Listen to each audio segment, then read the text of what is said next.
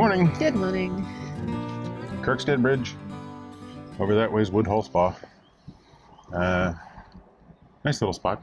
Yeah, I really like the station house. There are some noisy trucks. There's a house up there that was Woodhall Spa Station, but previously it was Kirkstead Station. Kirkstead Junction? Kirkstead. Anyway, I think it was just Kirkstead Station. It's now no longer a station because there's no longer a railway track, but the station's been converted into this house, and their garden is like 2 platforms and where the tracks used to be. Yeah. That's quite It's a cool. pretty neat little spot. Like it's higher than I thought it was. It's like 3 stories. Yeah. And it's just quite a unique little building. And coming up to it, it was like, oh yeah, that'd make a really nice house. And then you get there and it's like, imagine being a kid in a garden with a platform to play on. Like, yeah, it was pretty. Apparently, there was traffic there until 1971. There was still, some passenger traffic. I guess it ended in 70, and like 1 train had gone through in 1970 after 2 or something years, and then there was still a little tiny cargo train that came through up until April 1971. So, yeah, effectively, good Lord, 50 years ago? Yeah. Ugh, I'm getting old. And they dug up the tracks and, eventually it became a house. So It's nice for the people that live there, but sad for the tracks. So today we are carrying on southeast on the river Witham towards Boston. But we have a detour to do, which is, I always called it the Sleaford navigation, but it's actually called... Well, it's a bit weird because it is actually the Sleaford Navigation, and the Sleaford Navigation Trust runs it. And it was a navigation to, you might have guessed it, Sleaford, right? But it's called the Kyme or Kyme. I'm a little unsure on the pronunciation of that town, whether it's Kyme or Kyme. I haven't actually heard it. I've just seen it. And the Kyme or Kyme is the river from Witham to Kyme. That's what it's known as. And then from Kyme onwards to Sleaford, it's the River Slee. Right. And I'm not sure if there's if it was 2 natural water courses that got joined by a cut, because there is this weird little 90-degree bend. Yeah. Or if it's just some strange thing where the river's name changes as it moves down, which happens on like the Thames and the Ouse and everything. So we're not sure how far we're going to get down there because, it's a silver propeller location, so we're going to try. Originally, the silver propeller location was Cobbler's Lock, which is a few miles down. Yeah, it's still 2.5 miles, I think it is, beyond Kyme. And South Kyme is now the advertised silver propeller location. Yeah, well, there's a turning point. So, yeah, there's a winding hole that has been added and doesn't appear on most maps that is between South Kyme, the town, and Cobbler's Lock. And there's this point at which there's sort of a 90-degree bend.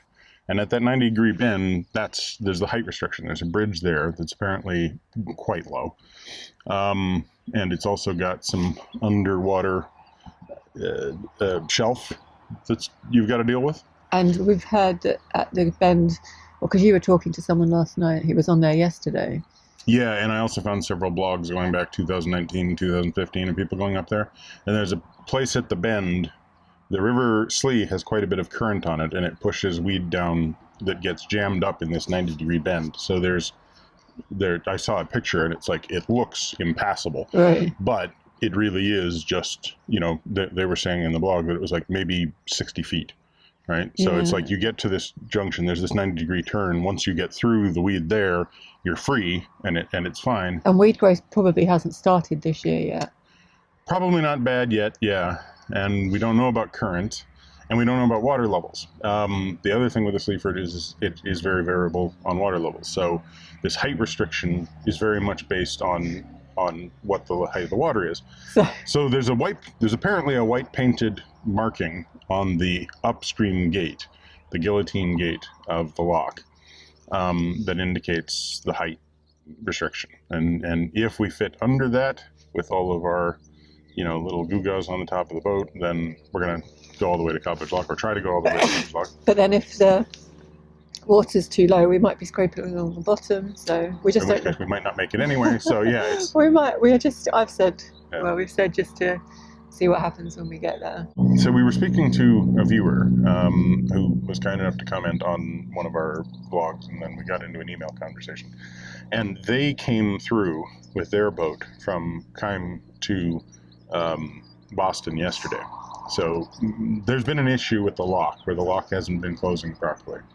The Sleaford Navigation Trust put on their website that blockage had been reopened, that everything's up and running again after April 26th.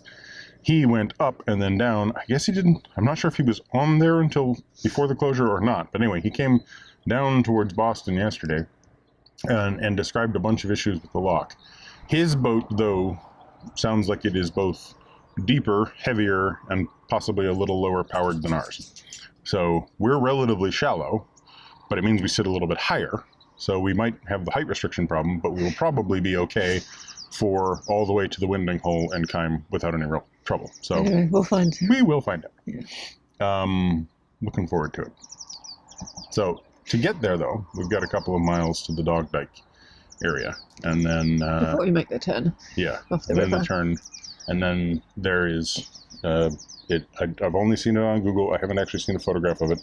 There is like a floodgate that hopefully will just be open, but maybe partially open or something, and we'll have to figure out a way of getting you off on a couple of pontoons there. Okay. So that's the one thing I'm not sure of. It's going to be an adventure day. Actually, it might not be, but it feels like it's going to be not a straightforward little cruise today. Yeah. But hopefully we just find that it's not really that big of a deal. Yeah. Okay, so we're good. We're ready. We're prepared. We're on our way. It's cold. It is a bit chilly, yeah. Let's get George out.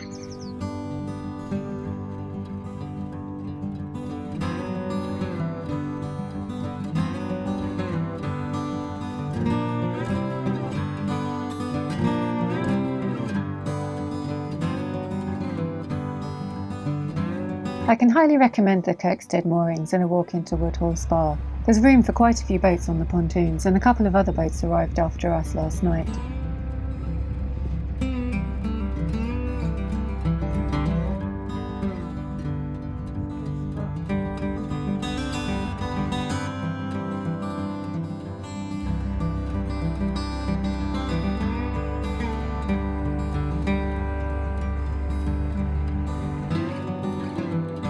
There's the old Woodhall Spa station again. It must be a great place to live, especially with views down to the river.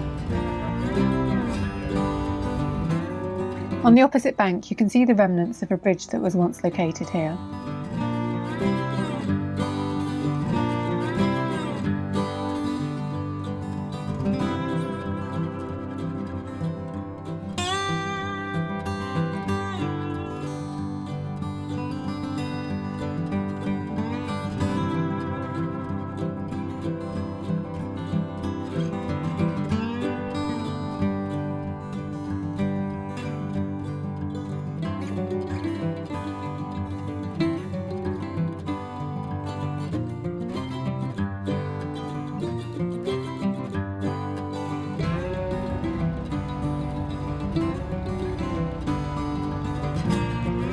All the way along this navigation, there are streams, rivers and drains that flow into the Witham, and most of them have gates or doors like this one.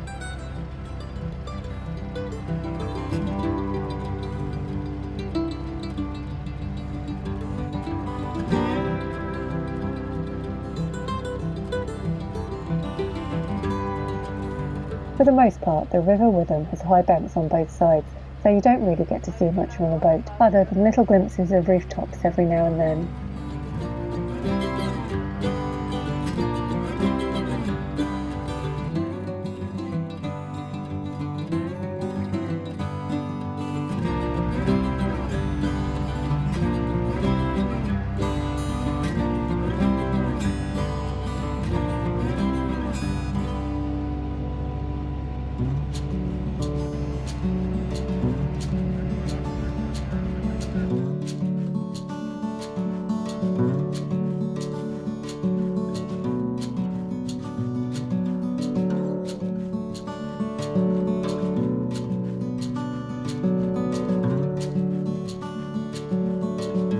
It's actually 6 miles from the moorings at Kirkstead to Chapel Hill Junction, where we'll make the turn onto the Sleaford navigation, so we've got a good couple of hours cruising before we get there.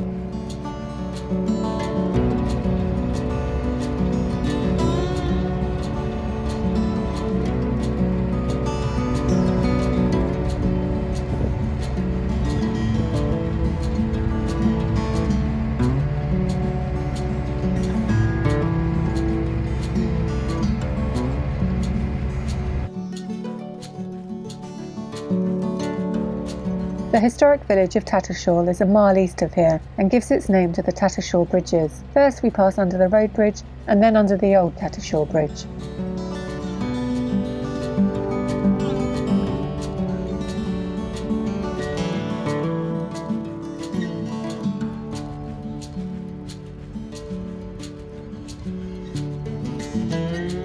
On the south side of the bridges are some Canal and River Trust visitor moorings on these pontoons.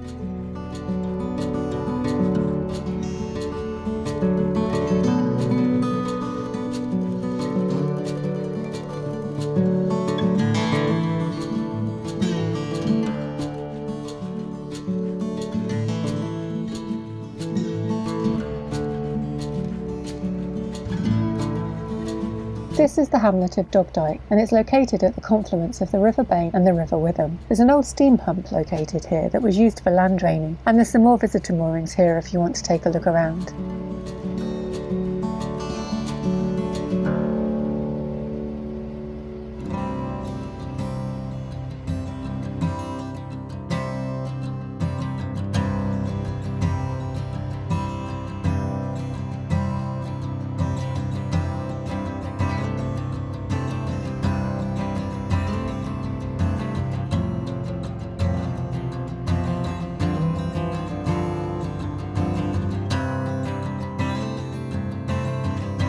Michael drops me and George off at the Chapel Hill visitor moorings before he makes the turn. We want to take advantage of being able to walk while the boat is going a little slower on the narrower navigation.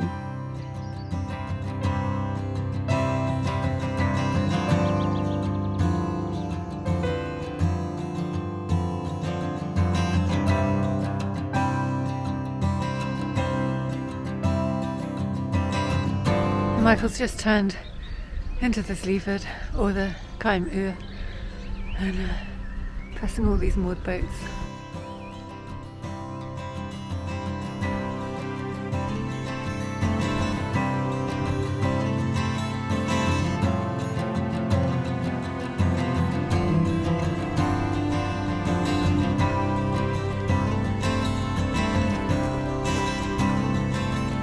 It's quite a tight fit between the gates. There's only inches to spare on each side of the boat.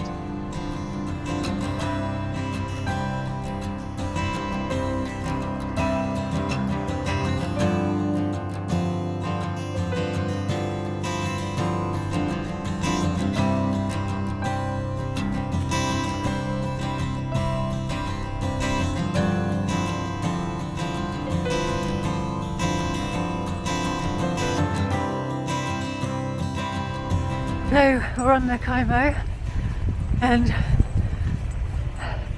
it's quite exciting. It's actually not, but it's exciting to be on here, but it's not the most exciting bit of water so far, and it's windy.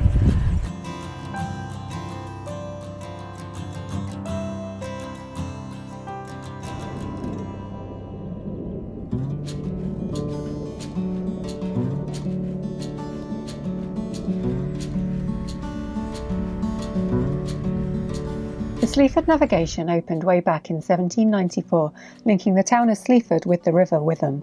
Cuttings were made to straighten the River Slee, which meets the Kyme at South Kyme.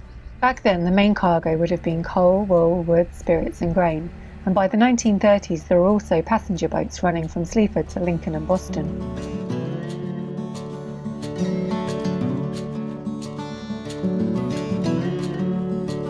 It's about 2 miles from the junction to Lower Kyme Lock, and when we arrive we find the gates have been left open, so Michael takes the boat straight in.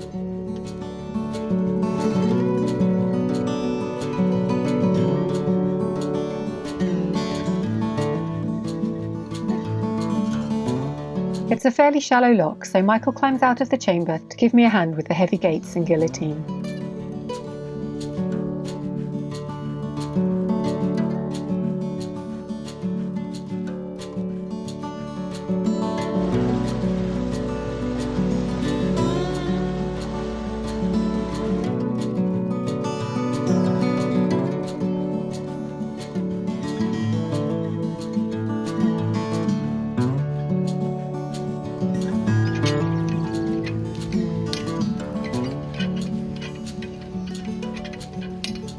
There's this white mark on the guillotine lock that is apparently the air draft.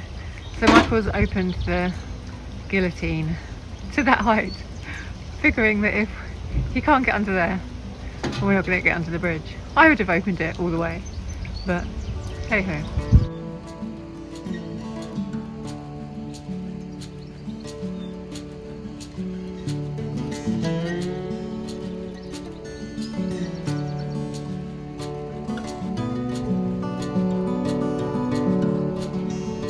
And that's as far as we got. We had to crank the gate a little higher to fit underneath. The bridge is looking doubtful.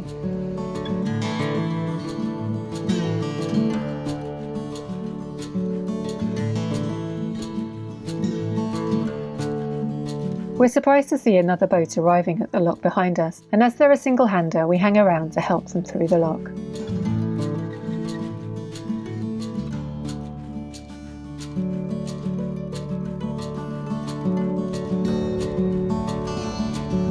And then we're on our way again.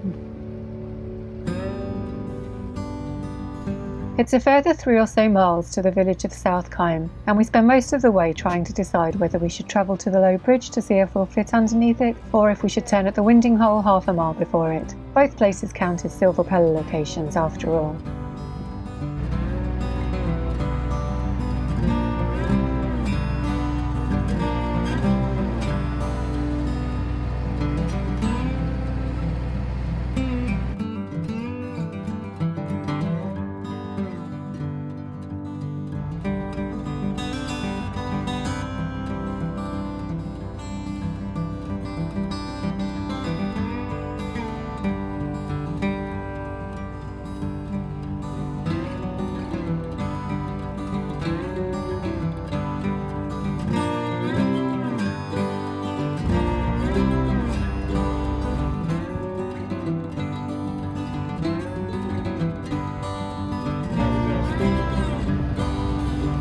And there's the village of Kyme ahead.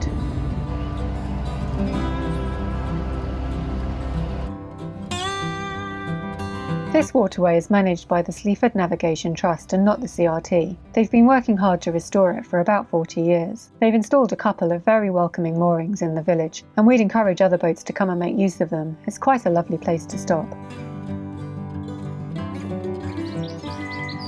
Right, so we're in South Kyme, whichever it is. I don't know. Joe has gone ahead. There is a bridge up ahead and a turning point. Well, basically, she's walking all the way up to find that bridge, which is past the turning point, so that she can tell me what the conditions are there in terms of weed and showing us and just how low this bridge actually is, so that she can tell me whether or not I should wave off and just turn at the turning point, or if I should try to continue on. We think that the white mark on the upper, of the stanchion of the guillotine is supposedly a little conservative. It's a bit hard to say, but there's been, sort of things I've read where it's like, it's pretty accurate, and then there's others saying that, if you're under that, you're fine. If you're at it, maybe not.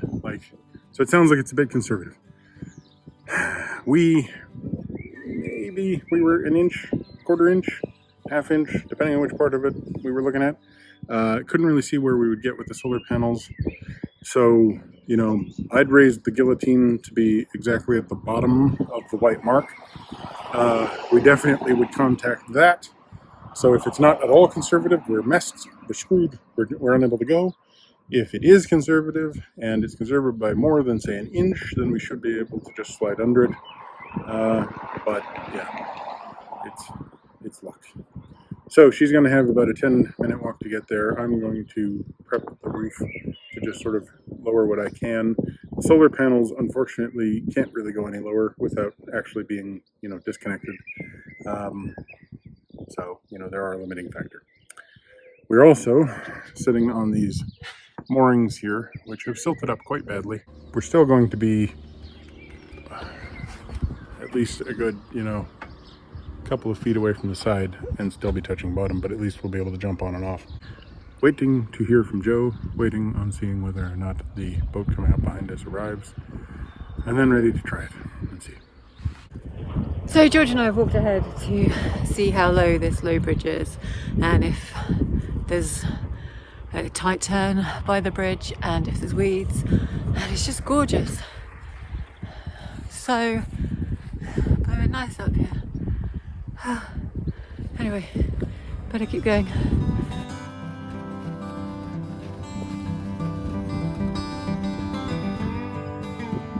So George and I have reached the winding hole, and hasn't been too weedy so far. A few patches of weed, but nothing anywhere near as bad as we've done before. So now George and I are going to continue on to see what we find at the bridge. Depending on what we find, Michael might turn around here, or he might carry on to the bridge.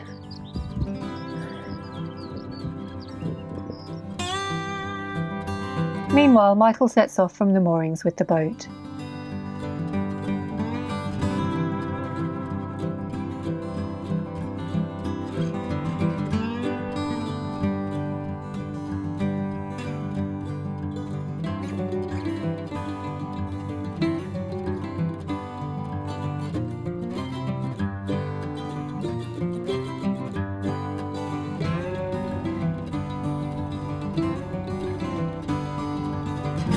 On the other side of the village, the waterway passes South Kyme Tower, which is a medieval tower and all that remains of a fortified manor house.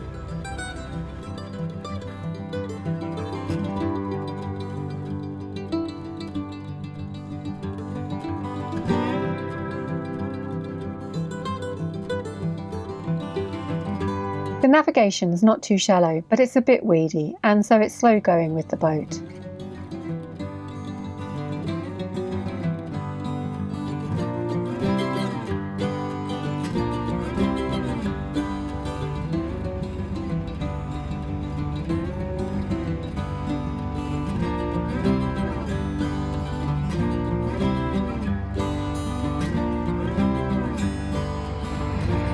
So this is us, South Kyme winding hole. Gotta keep going that way. But we made it here. This is the silver propeller location. Now to continue on and see if we can make it even further.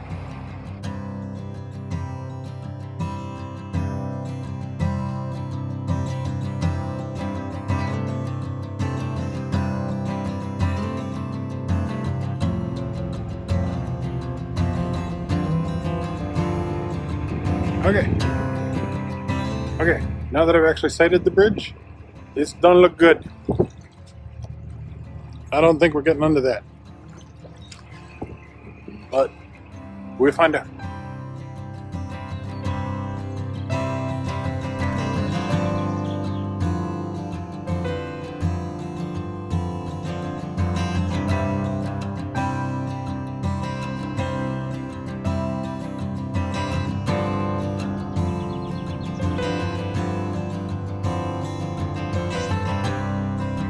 It's the moment of truth. Time to find out if we'll fit under the bridge. Honestly, up until this point I'd been pretty hopeful, which is why I encouraged Michael to come and try. But now the boat's here, it isn't looking so good.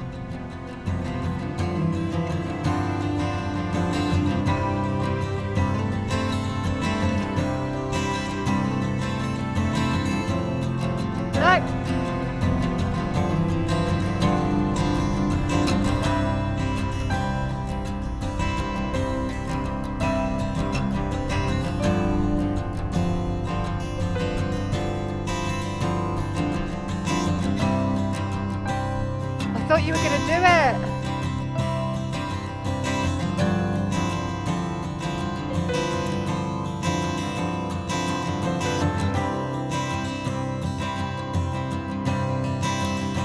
Oh,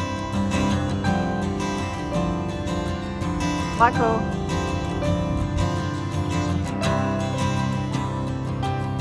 No.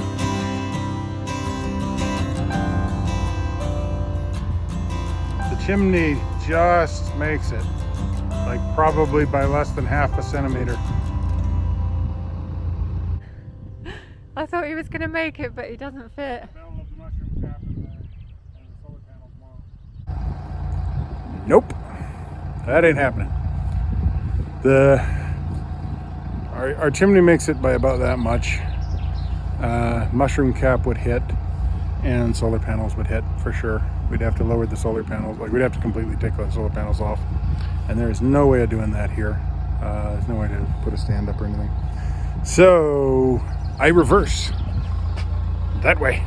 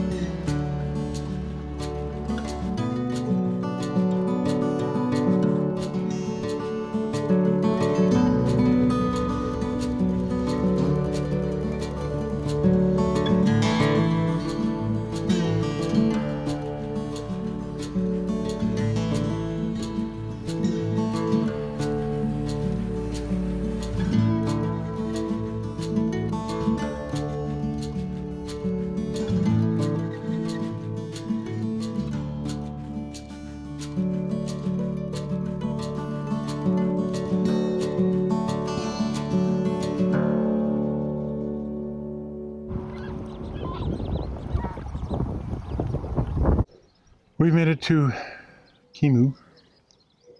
Kyme? Damn it. How do we pronounce this place? I'm making an official determination. It's pronounced Kyme. Okay. I'm probably wrong. It's alright, everyone will enjoy telling us if we're wrong. Yeah, whichever one it is. Kyme, Kyme. One of the two. I thought we were here. in South Kyme. South Kyme, yes. On the Kyme. Yeah. Climate. And, which implies that there's a North Kyme somewhere. But I haven't seen it on the map. Certainly not north of here. So it's very pleasant and very...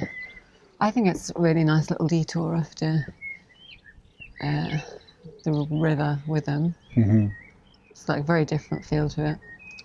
Yeah, I mean, from the moment you get off the river itself and you get onto the Kyme, it is like Very rural.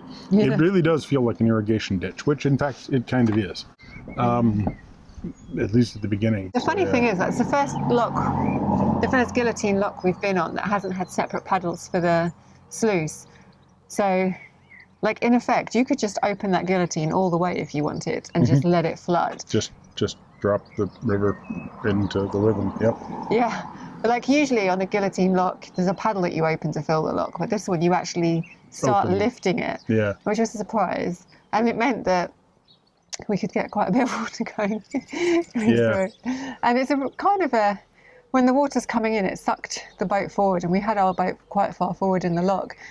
And the gate's got kind of recesses on it, so it would be really easy to get the bow nose caught in one of the recesses. Yeah. So always be careful at locks, but when you're in a slightly different lock, it always pays to be a bit extra careful. Yeah. I mean, this one you do have the advantage of you can sort of because you can raise the guillotine, you can effectively raise the thing that the boat is binding up against. Yeah, you can, yeah. But then that means you're adding much more water. So now everything moves faster.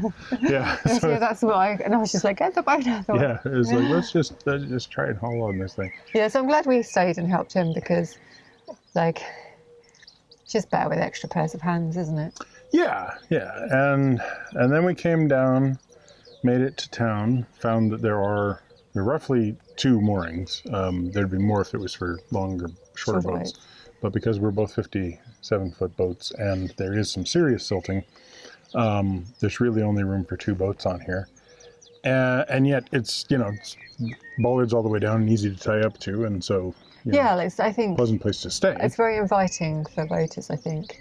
Yeah, it's 72 hours. So it's, you can take a little bit of a pause if you wanted to. But we didn't. We wanted to continue on. So Joe walked over to the, I can't remember the name of the short bridge. I think the concern was, there was lots of concerns. There's a flow on the river, there's a low bridge, and there's weeds. And so... Yeah, and it's shallow in places. So Michael just kind of wanted to have a bit of an idea of what he'd find when he got to the bridge, and if we had to reverse back to the winding hole, what that was going to look like. So I walked ahead. It's quite a long way. It's a good couple of miles. Yeah, and while you were gone, I sort of, just moved the ladder over there and got ropes out of the way and tried to sort of trim the boat up to be as short as possible, in the hopes of making it under. So I took took the tarpaulin cover off the back that we use for rain. That lowers that bed a few inches. I honestly thought we were going to make it, because when I got there, if it had felt lower, I'd have said don't bother. But I was like, I can't say don't bother when it looks like there's a good chance that we'd make it. Yeah, and I thought we probably would. I was fairly confident that they'd be quite conservative. It turns out they weren't at all conservative. That mark on that lock is exactly the height above water that you're going to be dealing with. Because we got there, and the chimney went under. It was this that was close. It was the centre of the boat. Yeah. Well, I was watching the chimney because I knew from Frog Hall that the chimney's actually taller than the centre of the boat. Also, in Frog Hall, you've got the arch, whereas this was completely flat. Yeah. So our chimney collar represents kind of the highest point of the front of the boat, and it is just slightly higher than this plastic cap that I installed to cover the hole where our old TV antenna aerial went through. And so I know that's those two represent the highest points on the front of the boat. If we don't actually ram this piece of metal here, then the next thing for me to worry about is those two. And then once those pass, I know there's nothing higher until we get to the mushroom cap. Our forward mushroom cap is the tallest point on the front half of the boat. Yeah. So basically it's like, if we make it past the chimney, then I know the only thing I really have to worry about is the mushroom cap. I kind of look at it and go, well, if I can inch that first one through, then I can try to get to the second one. If I can make it to the second one, then I can use that to judge whether or not I've got any hope of getting past the solar panels. On a canal where it's dead still and I can just bring myself up, I can like literally inch forward. I've got that much control over the boat. This time though, I've got current coming Yeah, So but at least the current was coming towards you. It wasn't pushing. no, it wasn't pushing me in. Like wedging you in Yeah, there. no, that was a good thing. It wasn't pushing me in, but it meant I had to keep a little bit of power on the engine Right. just to stay in place. Yeah. And I'm looking, and it's like, okay, I have no idea. Are we going to make it under that chimney? Are we going to make it? And the chimney goes under, and I'm like, yes.